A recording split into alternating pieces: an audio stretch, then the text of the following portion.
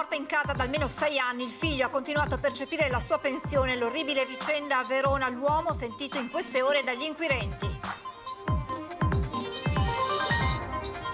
Nel luglio dello scorso anno, in preda ad un delirio di gelosia, uccise il marito 72enne, lo fece a pezzi con un'accetta e gettò i resti in sacchi lungo il canale in Polesine. La donna condannata a 14 anni e 6 mesi, riconosciuto un vizio parziale di mente. Il giallo del Piave con la morte di Anica Panfile, la procura di Treviso apre ufficialmente un fascicolo per omicidio volontario. Tra le persone sentite anche l'ex superlatitante e ora commerciante Franco Battaggia. Il TAR di Trento sospende nuovamente l'uccisione dell'orso JJ4. Per i giudici amministrativi la sua pericolosità non è stata pienamente accertata e manca la dinamica dell'aggressione al runner Andrea Papi. Importante visita in laguna della commissaria europea Ursula von der Leyen. Dal palco dell'università ha lanciato un forte richiamo alla responsabilità collettiva. Le parole del rider vicentino che ha chiesto un permesso per aiutare la popolazione dell'Emilia Romagna ed è stato licenziato dalla pizzeria per cui lavorava. Longarone tra cime di Lavaredo, le emozioni dell'ultima tappa veneta del Giro d'Italia e prima della partenza l'omaggio alle vittime del Vajont al cimitero di Fortogna con Vincenzo Nibali. Buonasera e ben ritrovati con l'edizione regionale dei telegiornali di Antena 3. Apriamo con un'ampia pagina di cronaca a partire dalla vicenda, dall'orribile vicenda che arriva da Verona, un'anziana trovata morta in casa da almeno 6 anni. Il figlio ha continuato a percepire la sua pensione. Si è presentato spontaneamente ai vigili di quartiere di Borgo Milano a Verona e in queste ore è chiamato a spiegare i dettagli di una vicenda terribile. Davanti agli inquirenti, il figlio della donna di 86 anni, il cui corpo ormai mummificato è stato scoperto ieri pomeriggio. In quel letto ormai di lei c'erano solo i resti, la prima stima del medico legale che sia morta almeno 6 anni fa, mentre il figlio ha continuato a percepirne la pensione.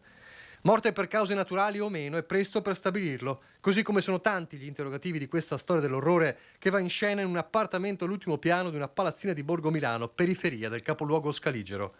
L'intervento dopo alcune segnalazioni dei residenti. Dopo aver forzato l'ingresso, l'orripilante scoperta dei resti sul letto e una ridda di domande. Come è morta la donna e com'è possibile che quel corpo sia rimasto lì sul letto per così tanto tempo? Perché nessuno si è mai accorto di nulla? L'indagine è appena iniziata e i tasselli del macabro puzzle doveva fornirli proprio lui, il figlio sessantenne, che ha tenuto la mamma morta in casa per 6 anni, come in un film dell'orrore. È stata condannata oggi dalla Corte d'Assise di Rovigo a 14 anni e 6 mesi di reclusione Nadir Curti, la 69enne albanese residente a Badia Polesine che in preda ad un delirio di gelosia ha ucciso e fatto a pezzi con un'accetta il marito di 72 anni gettando in un canale i suoi resti chiusi in una borsa. Il delitto era avvenuto tra il 21 e il 22 luglio dello scorso anno. I resti dell'uomo furono ripescati in diversi sacchi per l'immondizia gettati nel canale Adigetto. La donna aveva confessato a fine agosto. La procura di Rovigo, dopo il suo arresto, aveva spiegato che le modalità efferrate del crimine avevano inizialmente portato le indagini verso direzioni diverse dalla questione interna alla famiglia. Non erano infatti stati esclusi rapporti con la criminalità organizzata. Poi la svolta: fu disposta una perizia psichiatrica sull'indagata, in virtù della quale la Corte al termine del processo ha riconosciuto un vizio parziale di mente, oltre alle attenuanti generiche. L'imputata era da anni seguita da uno psichiatra. Il giallo del Piave nel Trevigiano, si indaga senza sosta con la procura che ha aperto ufficialmente un fascicolo per omicidio volontario. Tra le persone sentite anche l'ex Primula Rossa Franco Battaggia. Le iscrizioni nel registro degli indagati non sono pubblicabili fino a quando non sono note all'interessato. Comunque il fascicolo per omicidio volontario è aperto a questo punto? A questo punto sì, abbiamo aperto per l'ipotesi quella di omicidio volontario. Quindi ieri era un'ipotesi di apertura, adesso è stato aperto in queste ore? Sì, valutato tutto, riteniamo che sia ragionevole ipotizzare un omicidio volontario. In poco meno di 5 giorni dal ritrovamento del cadavere sul greto del Piave Aspresiano, lo scenario cambia di ora in ora e quello che sembrava inizialmente un gesto estremo è diventato un giallo in piena regola, un rebus che sta impegnando senza sosta gli inquirenti trevigiani. Ricostruire gli ultimi istanti di vita della 31enne Anica Panfile, mamma di 4 figli, è la priorità. Sono state sentite tutte le persone che ci è risultato avessero rapporti di frequentazione abituale e di lavoro, anche occasionale, con la donna. Tra queste persone, oltre all'ex marito e all'attuale compagno che ne aveva denunciato la scomparsa, c'è anche Franco Battaggia, veneziano di nascita, trevigiano di adozione, già condannato per l'omicidio di un uomo nel 1988 avvenuto a Forte Pepe di Marghera. Sullo sfondo il racket del pesce. Battaggia, oggi 77enne, fu per anni una primula rossa, prima in Ecuador, poi in Svizzera. Anica, oltre a collaborare con l'ISRA, lavorava per lui, sbrigava le faccende domestiche nella sua casa di Arcade. Qui in via Trieste, a pochi passi dall'abitazione di Battaggia, sarebbe stata vista forse per l'ultima volta giovedì pomeriggio. La conferma arriva indirettamente dal titolare del negozio di bici. Mi è stato riferito più che altro che è stata vista davanti al mio negozio a livello del parcheggio e o è passata qui davanti, uno dei due, quello discorso. Poi i carabinieri mi hanno riferito, mi hanno chiesto se ho delle telecamere all'esterna, cosa che non ho, e ne ho solamente una all'interno. L'unico dettaglio che mi è stato fornito era che era vestita con la felpa rossa o un maglione rosso, qualcosa di rosso, però sinceramente non ho, lavorando chiaramente a testa bassa non è che posso vedere anche il dettaglio, comunque sinceramente non l'ho mai vista. Un aiuto potrebbe arrivare proprio dalle telecamere della zona. Anica si spostava in pullman e la fermata dell'autobus è poco distante. Continuano gli accertamenti, diciamo così, a 360 gradi sulle frequentazioni della donna e sugli ultimi movimenti. Da questo punto di vista potranno aiutare i tabulati del telefono, che pure sono stati chiesti, anche se il telefono non è stato rinvenuto, e una visione delle telecamere delle zone in cui la donna è passata o potrebbe essere passata. Ci sono poi altre domande con relative ipotesi che affiorano man mano. Chi ha portato la donna sotto il cavalcavia dell'autostrada? È possibile sia stata gettata come un oggetto? Non si esclude nemmeno che il corpo possa essere stato lasciato in un altro luogo e poi trascinato dalla corrente, uno scenario compatibile con le contusioni riscontrate durante l'autopsia. Certo, un quadro di questo tipo porta a un'ulteriore considerazione: possono aver agito più persone? E allora sentiamo Franco Battaggia che ricorda con dolore Anica e dice era una persona eccezionale. No, posso chiederle di... Posso chiederle? Solamente. Dai che sono per me stesso. Ancora. Dai. Lei ha parlato di una ferita aperta. Dai, sto soffrendo per me stesso. Vuoi farmi... Non nasconde fastidio e irritazione Franco Battaglia davanti ai cronisti, lui che della cronaca è stato protagonista per decenni, come superlatitante dopo una condanna per omicidio. Da anni l'uomo, oggi 77enne, si è rifatto una vita con una pescheria molto apprezzata a Spresiano. Anica la conosceva bene, per lui lavorava anche come signora delle pulizie in questa casa alle porte di Arcade, dove Battaglia arriva a bordo della sua auto poco prima delle 13. Una toccata e fuga, poche frasi ma precise. Andate dai carabinieri, c'è la deposizione. Ma lei è stato sentito dai carabinieri? Chiaramente. Subito. Però è una ragazza che ha lavorato per lei, che conosce da E tanti che mi anni. piaceva. In che senso le Quindi piaceva? c'era una storia anche? Come lavoratrice. Era eccezionale. Eccezionale. Quindi, Cosa vuoi che ti dica? lei è una delle poche persone È che che la il dolore ce l'ha tutti di questa faccenda, non solo io. E non l'avete capito che avete diffamato dicendo il suo passato. Non era giusto? In auto ad accompagnarlo c'è anche il fratello maggiore Lorenzo, che poco prima aveva ricordato così Anica nella pescheria di Spresiano. Non la conoscevo, la vedevo. Conoscere una persona vuol dire che ti sa qualcosa, ma a me non so niente proprio. Ma lei lavorava, Anica, anche qua in pescheria o solo a casa di suo fratello?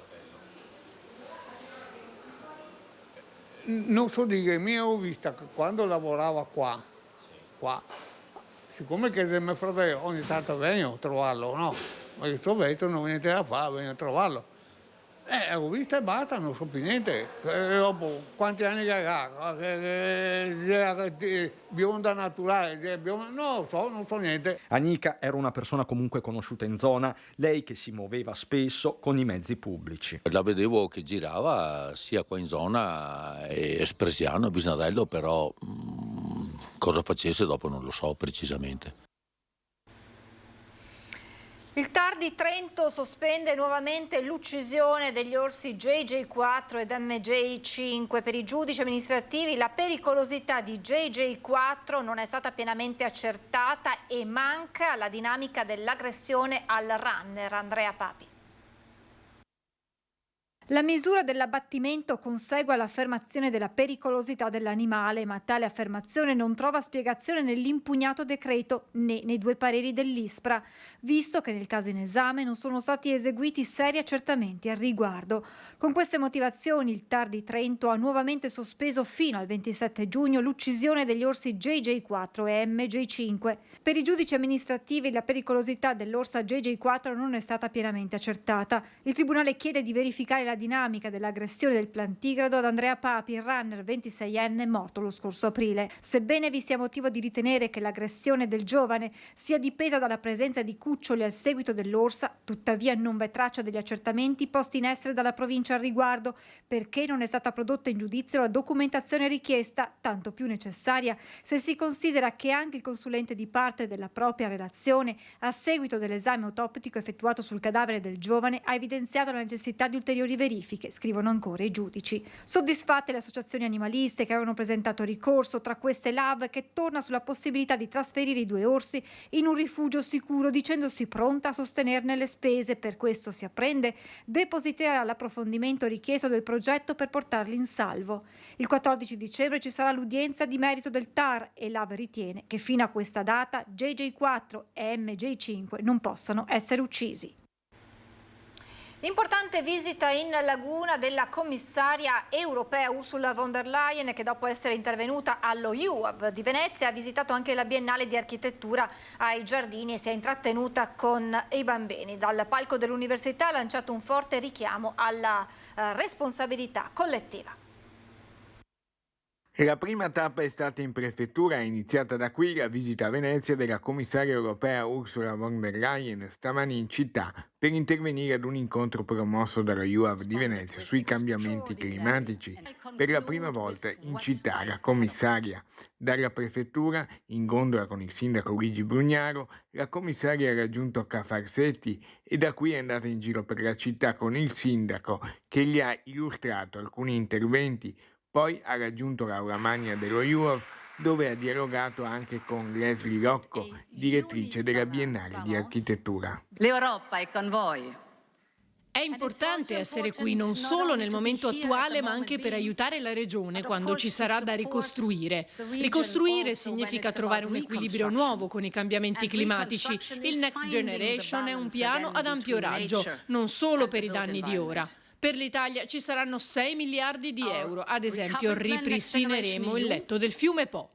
Venezia è una meraviglia dell'umanità minacciata però sempre più dai cambiamenti climatici, ha detto Ursula von der Leyen dal palco dello UAV nel suo intervento magistrale, invitando così ognuno a fare la propria parte, pensando soprattutto ai giovani e alle future generazioni.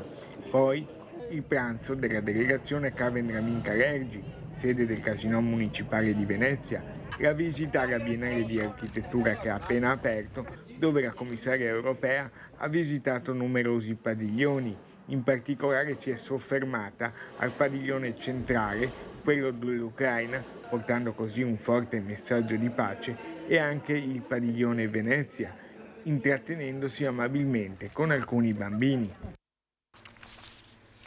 E adesso le parole del rider vicentino che aveva chiesto un permesso per aiutare le popolazioni dell'Emilia-Romagna ed è stato licenziato. Ho sentito il dovere di dare un aiuto a loro, di fare qualcosa, perché penso che tutti dobbiamo aiutarci, non dobbiamo aspettare che sia qualcun altro a mettersi al posto nostro. Marco Santa Caterina, 24enne di Marano Vicentino, spiega così come le immagini drammatiche dell'alluvione in Emilia lo abbiano spinto a voler dare il suo contributo in modo assolutamente generoso e spontaneo. Per questo aveva chiesto un permesso alla pizzeria dove lavorava come fattorino. Non sono iscritto a nessuna organizzazione, quindi ho dovuto prendere l'iniziativa da solo, cercare nei canali multimediali, Telegram, WhatsApp e da lì mi sono mosso con mia sorella. Un gesto che il suo datore di lavoro non ha gradito. La sua risposta è stata chiara, che non avrei continuato a lavorare con loro, e comunque sia questo mi ha dato ancora più forza e determinazione di andare in Emilia-Romagna ad aiutare. Dove sei stato e quanto tempo e cosa hai fatto? Io sono stato a Cesena, in via Roversone. Tante cose impresse nella mente e penso che mai le dimenticherò. Le più significative sono gli album fotografici, le diapositive tra il fango, quindi i ricordi di famiglia. È lì che ho capito veramente che era il posto giusto dove stare, aiutare gli altri a almeno avere un nuovo inizio. Il suo gesto però non è passato inosservato. La sua storia ha ottenuto la ribalta nazionale dei media. Molti si sono già prodigati per fargli ottenere un nuovo lavoro. Un clamore assolutamente inaspettato per uno studente di ingegneria informatica che è tutt'altro che un cacciatore di like facili sui social. Sì, sono sconvolto, spiazzato, basito. Non mi aspettavo tutto questo. Infatti da una persona che sta nel suo, tutto questo fa paura. Ma è un segno per tutti i giovani, un segno di rivoluzione, cambiare le proprie abitudini e aiutare il prossimo. Il sole ha illuminato il tappone dolomitico del Giro d'Italia che stamattina è partito da Longarone. L'evento sportivo tra i più seguiti è stato accolto da migliaia di persone assiepate lungo la 51 d'Alemagna e in paese con una grande festa tinta di rosa. 5, 4, 3, 2, 1, parte la 19ª tappa. Longarone saluta il suo giro.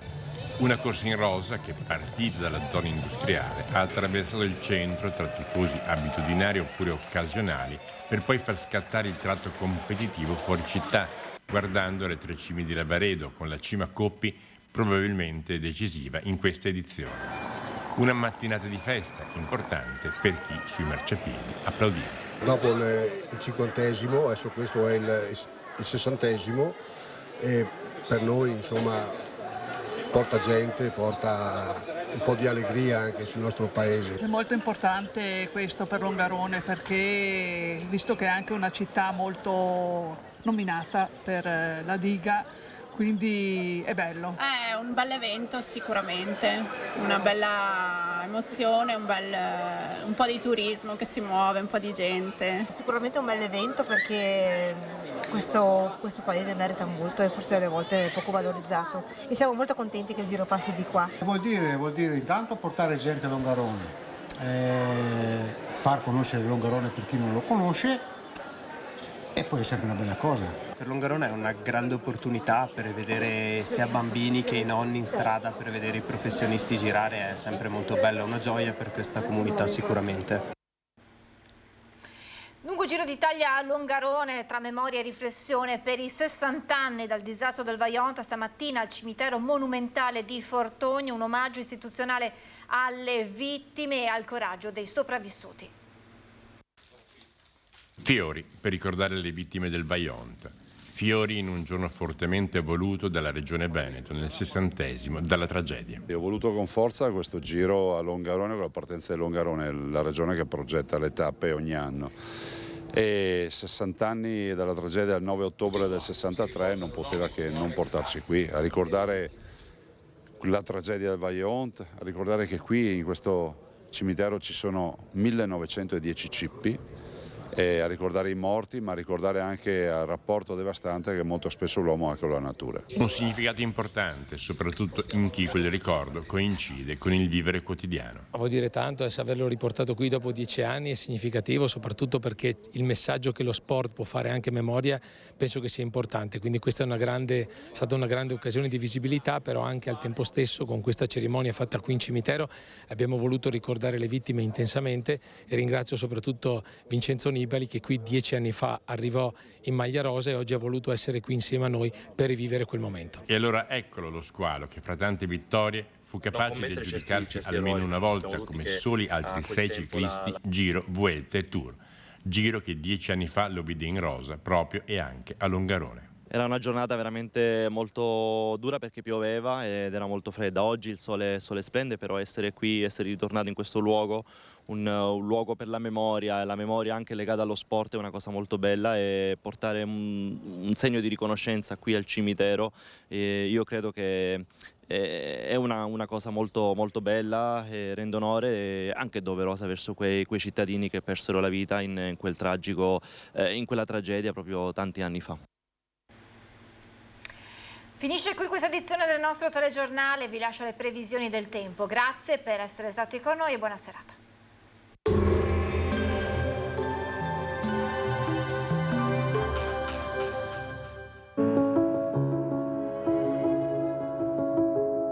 Ad accogliervi sarà Conegliano.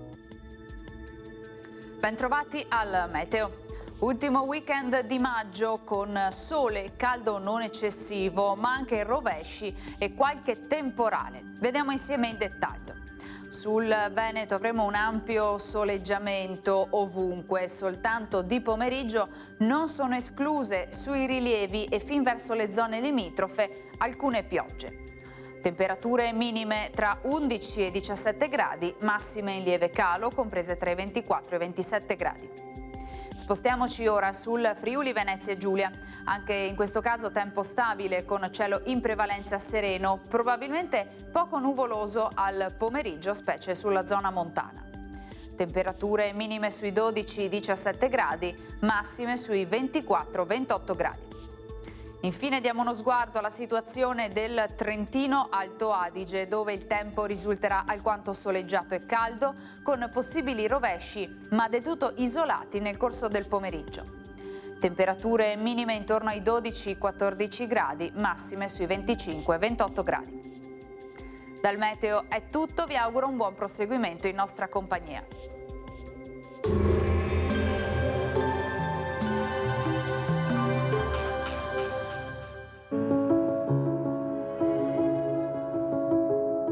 Ad accogliervi sarà Conegliano.